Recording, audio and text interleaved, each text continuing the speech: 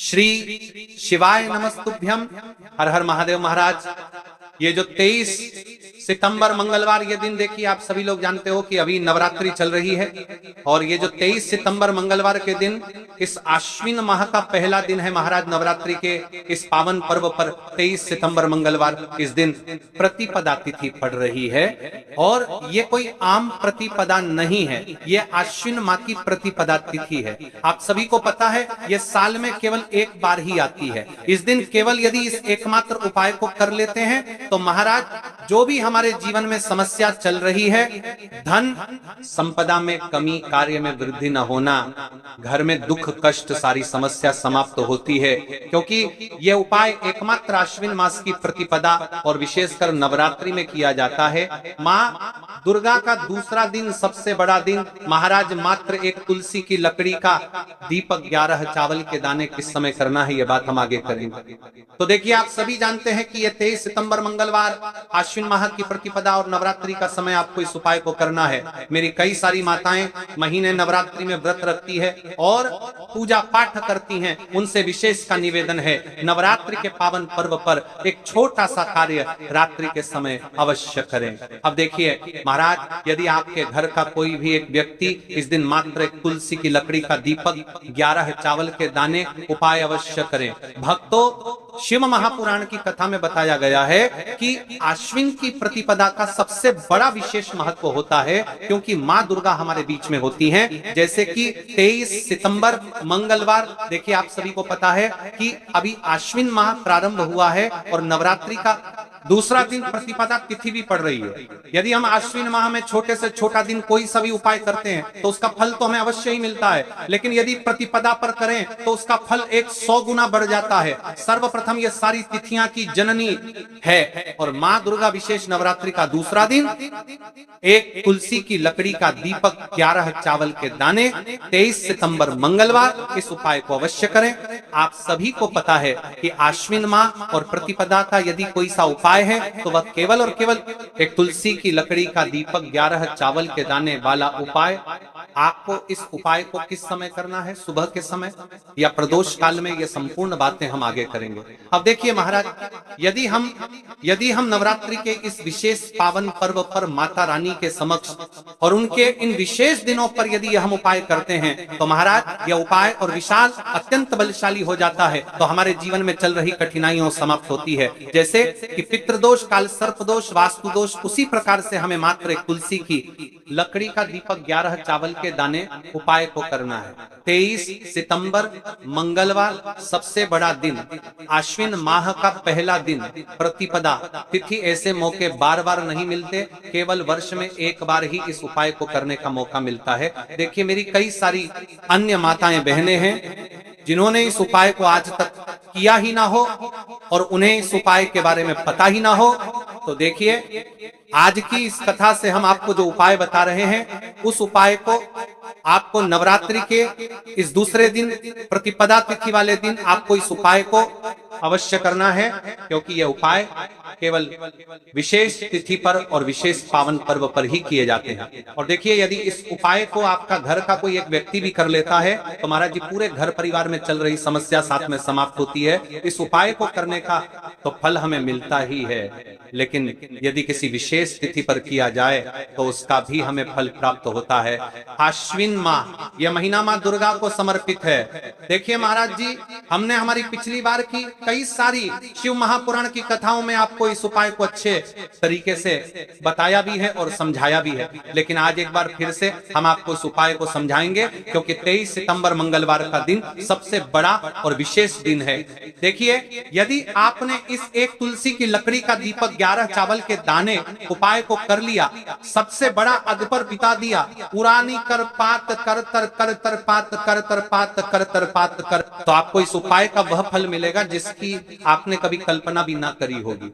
देखिए महाराज जी, जो मनोकामना बड़े बड़े पूजा पाठ से पूर्ण नहीं होती, वह केवल इस आश्विन माह की प्रतिपदा तिथि के दिन माँ दुर्गा का दूसरा दिन एक तुलसी की लकड़ी का दीपक 11 चावल के दाने को करने से पूर्ण हो जाती है। देखिए मेरी कई सारी माताएं बहनें हैं जिन्हें पता भी नहीं है कि उनके जीवन में जो समस्या चल रही है उसका कारण क्या है, यानी कि मुख्य कारण क्या है, किस वजह से यह समस्या है। मतलब भाई जीवन में जो अटकने आती हैं, जिनका कारण अक्सर हमें पता ही नहीं चलता। देखिए महाराज, आपके जीवन में जो भी समस्या चल रही है, वह काल सर्प दोष, वास्तु दोष या फिर कोई अन्य समस्या, आपके घर में माता लक्ष्मी का स्थायी वास न होना, बार बार लड़ाई झगड़ा या फिर विवाद होना, यह सबसे बड़ी समस्या है। तो महाराज यदि हम माता रानी के इस पावन पर्व पर इस अश्विन महीने में प्रतिपादन तिथि के दिन इस उपाय को करते हैं, तो जो भी समस्या चल रही है वह सारी समस्या समाप्त होती है। क्योंकि यह तिथि कोई आम तिथि नहीं है, यह सबसे बड़ी और विशेष तिथि है। मात्र एक तुलसी की लकड़ी का दीपक 11 चावल, तो इस उपाय का फल 100 गुना बढ़ जाता है।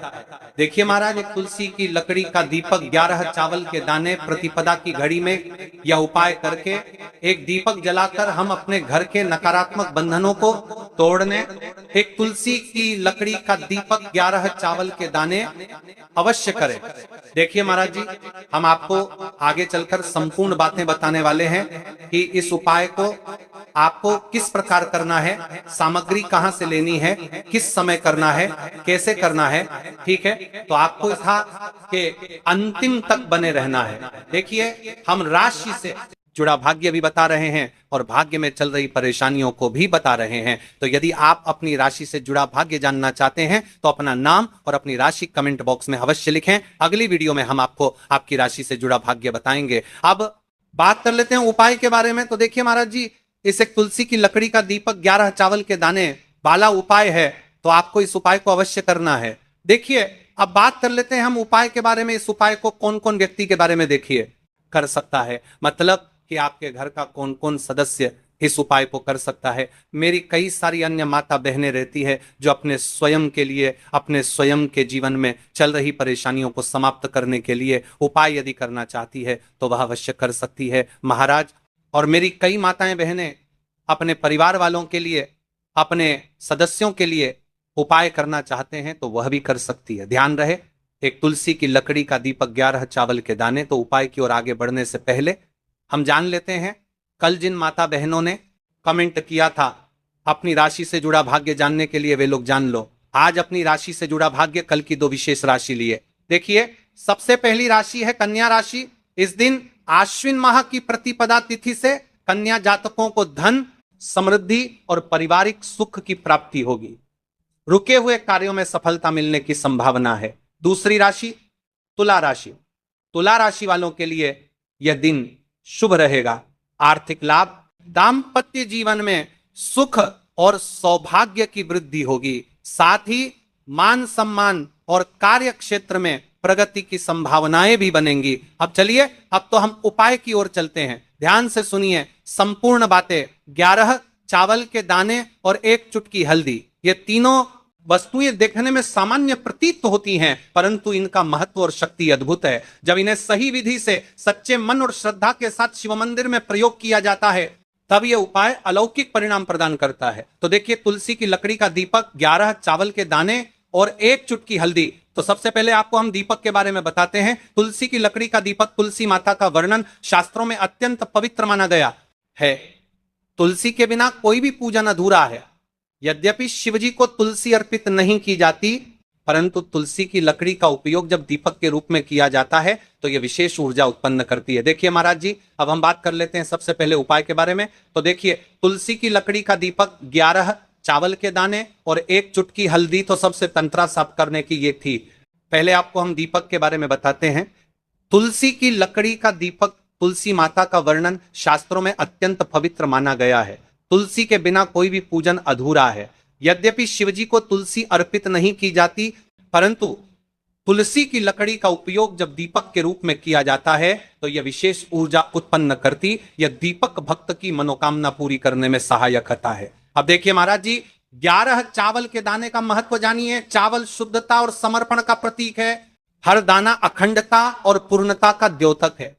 11 अंक स्वयं में शक्तिशाली है। यह एकता और आध्यात्मिक जागृति का प्रतिनिधित्व करता है।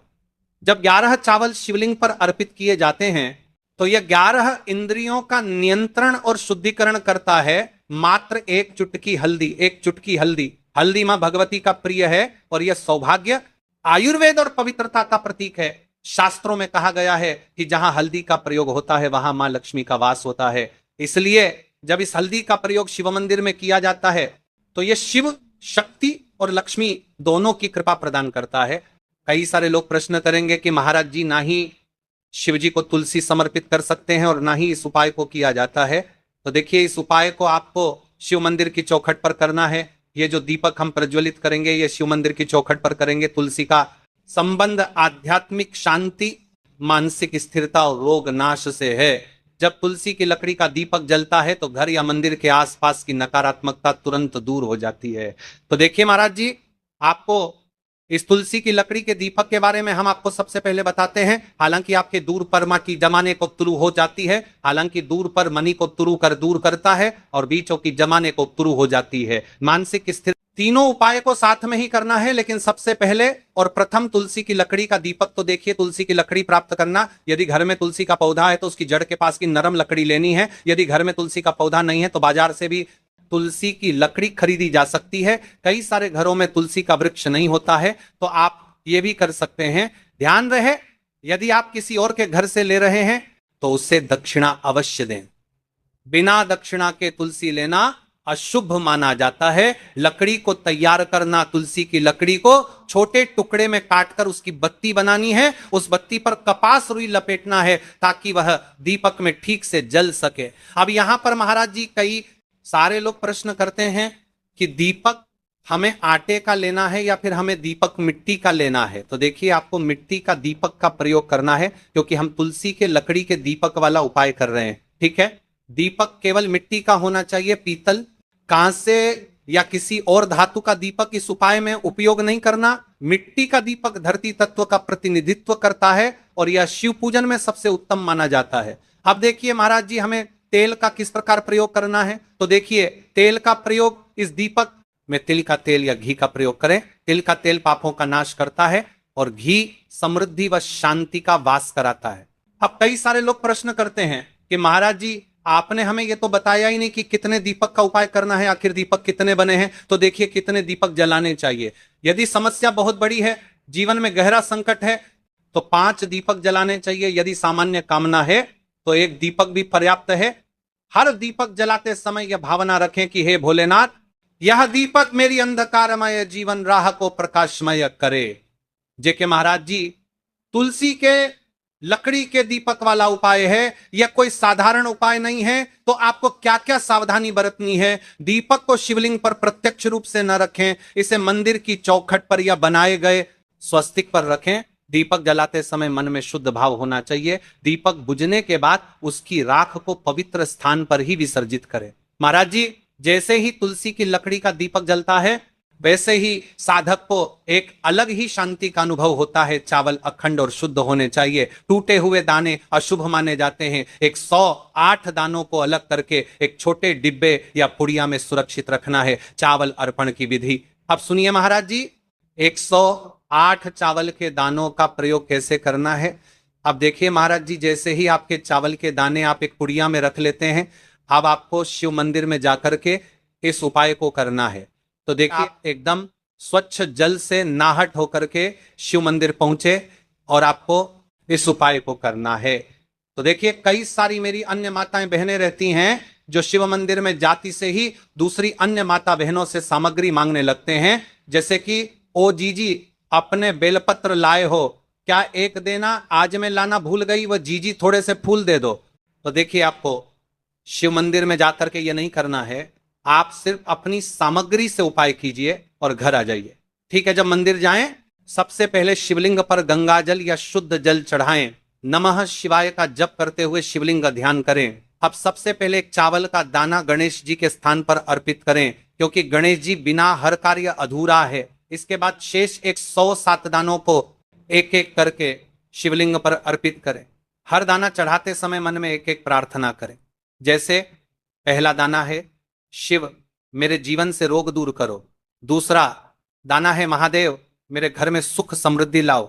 तीसरा दाना है भोलेनाथ, मेरे संतानों को रक्षा दो। चौथा दाना, मेरे व्यवसाय नौकरी में सफलता दो। पांचवा दाना, मेरे परिवार में एकता बनी रहे। इसी तरह हर दाने पर अपनी मनोकामना रखनी है, भावनाओं की शक्ति। महाराज जी, ये ध्यान रखना बहुत जरूरी है कि चावल अर्पण करते समय मन शुद्ध होना चाहिए।